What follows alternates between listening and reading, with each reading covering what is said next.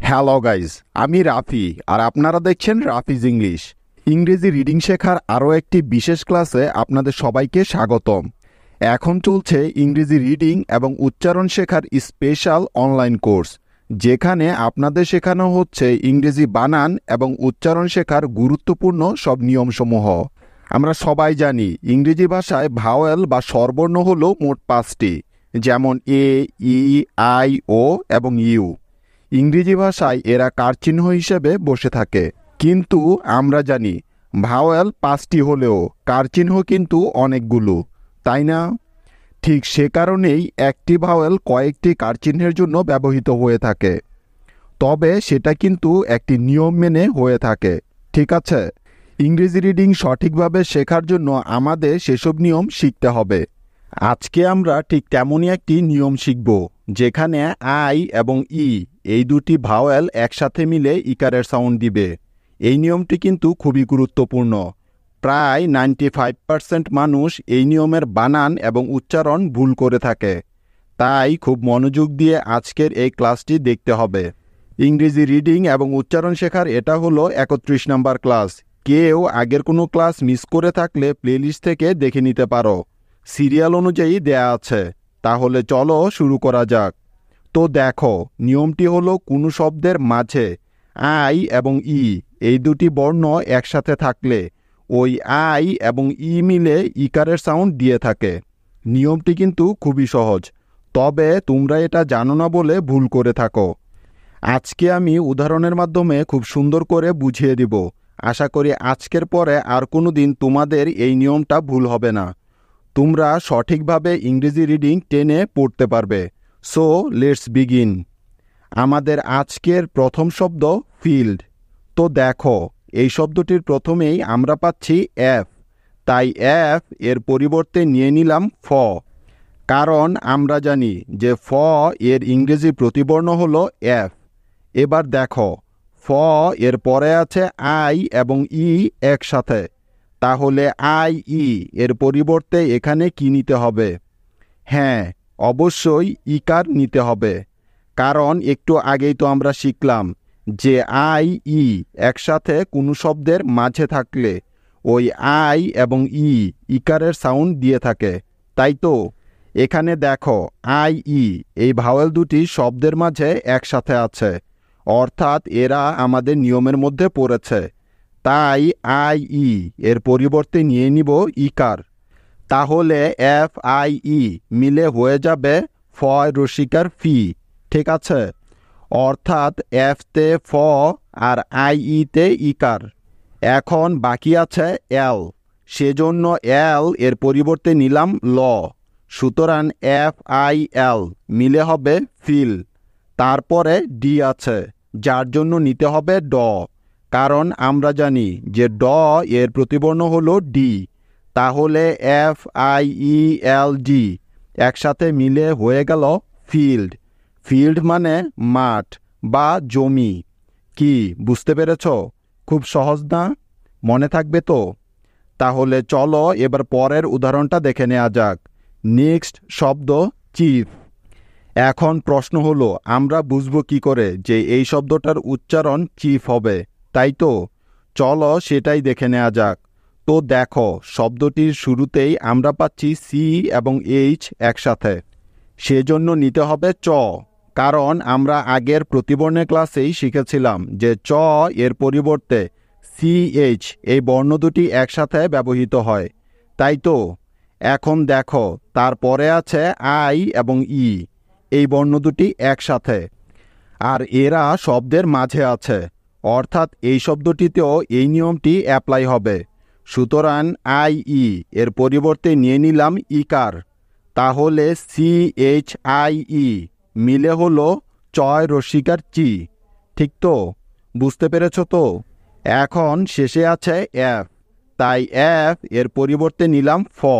সুতরাং C H I E F একসাথে মিলে হবে চিফ, অর্থাৎ চ রসইকার ফ, চিফ। চিফ মানে প্রধান বা মুখ্য। ঠিক আছে, আমাদের নেক্সট শব্দ থিফ। তাহলে চলো দেখি এই শব্দটা এভাবে কেন উচ্চারণ হচ্ছে। তো তো দেখো এই শব্দটির প্রথমেই আমরা পেলাম টি এবং এইচ, এই বর্ণ দুটি একসাথে, তাই তো? লক্ষ্য করো, এটা নিশ্চয়ই আমরা সবাই জানি যে বাংলা থ বর্ণটির ইংরেজি প্রতিবর্ণ হল টি এবং এইচ। তাই টি এইচ এর পরিবর্তে আমরা এখানে নিয়ে নিব থ বর্ণটাকে। এবার দেখো তারপরে আই এবং ই আছে একসাথে এবং এরা শব্দটির মাঝে আছে, অর্থাৎ আই ই এখানে ইকারের জন্য বসেছে, তাই তো? সুতরাং টি এইচ আই ই মিলে হবে থয় রসিকার থি, কারণ টি এইচতে হয় থ আর আই ইতে হয় ইকার। ব্যাস হয়ে গেল থয় রসিকার থি। তারপরে এফ আছে, সেজন্য নিব ফ। সুতরাং T H I E F মিলে হয়ে যাবে থিফ, অর্থাৎ থয় রসিকার ফ, থিফ। বোঝা গেল? কোনো সমস্যা আছে? থিফ অর্থ হলো চোর, মনে থাকবে তো? নেক্সট উদাহরণ, পিস। তো দেখো এই শব্দটা থেকে আমরা প্রথমেই পেয়েছি পি, তাই পি এর পরিবর্তে নিয়ে নিলাম প। এটা তো আমরা সবাই জানি, তাই তো, যে প এর ইংরেজির প্রতিবর্ণ হলো পি। তারপরে দেখো এখানে আছে আই এবং ই, আর এরা শব্দটির মাঝে আছে, অর্থাৎ এই আই ই বর্ণ দুটি মিলে এখানে ইকারের সাউন্ড দিচ্ছে, তাই তো? সেজন্য নিয়ে নিব ইকার।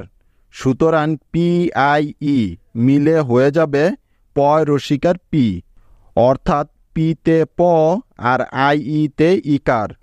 এখন বাকি আছে সিই। এই জায়গাটা একটু ভালো করে লক্ষ্য করো। বাংলা ছ বর্ণটার জন্য শুধুমাত্র সি বর্ণটাই বসতে পারে, কিন্তু এই সি বর্ণটা স হওয়ার জন্য অবশ্যই তারপরে আই ই অথবা ওয়াই এই তিনটি বর্ণের যে কোনো একটি থাকতেই হবে। এই তিনটি বর্ণের একটি বর্ণ থাকলেই শুধুমাত্র তখনই এই সি বর্ণটা স সাউন্ড দিতে পারে, অর্থাৎ স এর মতো উচ্চারণ করার জন্য সি এর পরে ই আই অথবা ওয়াই থাকা জরুরি। সুতরাং এখানে সি এর পরে ই দেখে বুঝে গেলাম যে এখানে সিটা স সাউন্ড দিচ্ছে, তাই নিয়ে নিলাম সিই এর পরিবর্তে স। আরেকটা বিষয় আছে এখানে, মনে রেখো শব্দের শেষে ই বর্ণটা থাকলে ওই ই বর্ণটার কখনোই কোনো সাউন্ড হয় না, ইটা উজ্জ বা সাইলেন্ট থাকে। তাহলে P I E C E মিলে হয়ে গেল পিস, অর্থাৎ পয় রসিকার ছ, পিস। আশা করি তোমরা এই নিয়মটি এখন ভালো করে বুঝতে পেরেছ। পিস মানে টুকরা বা খণ্ড। আমাদের পরবর্তী শব্দ শিল্ড। এই শব্দটার প্রথমেই দেখতে পাচ্ছি এস এইচ আছে। এটা আমরা এর আগেও অনেকবার শিখেছি যে তালিবস্য বা মোটা স সাউন্ডের জন্য সবসময় এস এইচ একসাথে বসে থাকে, মনে আছে তো তোমাদের? তাই এস এইচ এর পরিবর্তে নিয়ে নিলাম তালিবস্য।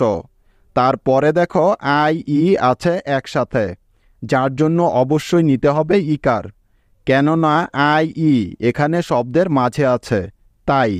সুতরাং এস এইচ আই ই মিলে হয়ে যাবে তালিবস্যয় রসিকার শি, অর্থাৎ এস এইচতে তালিবস্য এবং আই ইতে ইকার।